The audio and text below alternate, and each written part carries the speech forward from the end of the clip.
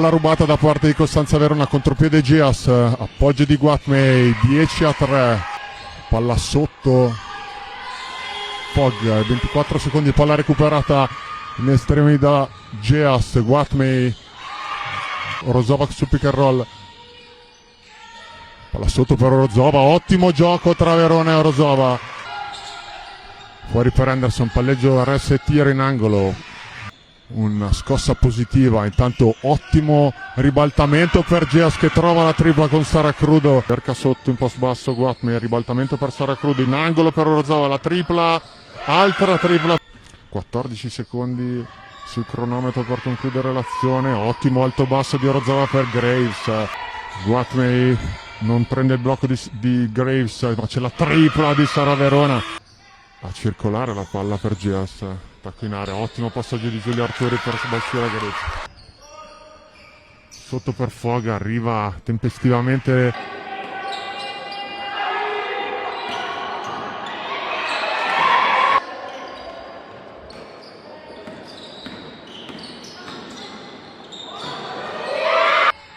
stanno studiando molto, tanto la palla sotto per Anderson,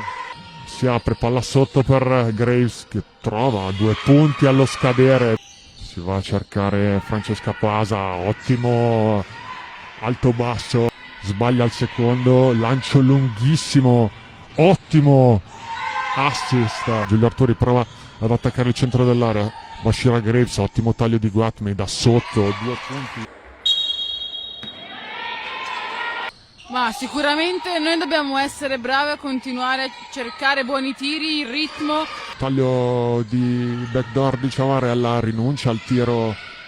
fiata per andare da Anderson, taglio di Fogg, ancora un alto basso spettacolare da parte delle Venete,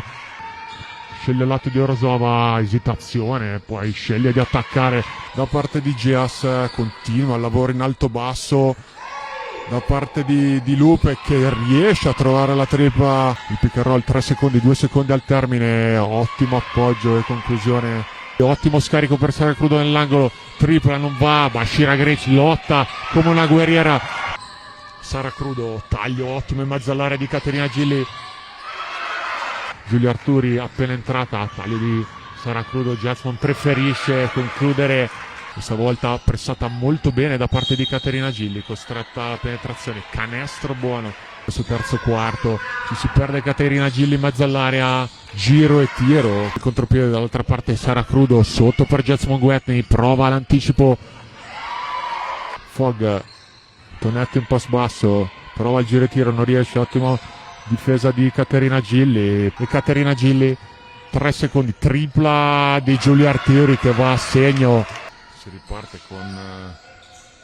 la palla a Chiara Ciavarella che finta tiro e conclude Costanza Verona, Jasmine Guatmei sulla linea di fondo, palleggia RS tiro con molta eleganza, esce fuori Fogg, ribaltamento di lato per il capitano di Lupe Basket che trova una tripla, il Selciute che taglia sotto canestro, alto basso, sempre a cercare il Selciute, ottimo appoggio per Pasa, ottimo passaggio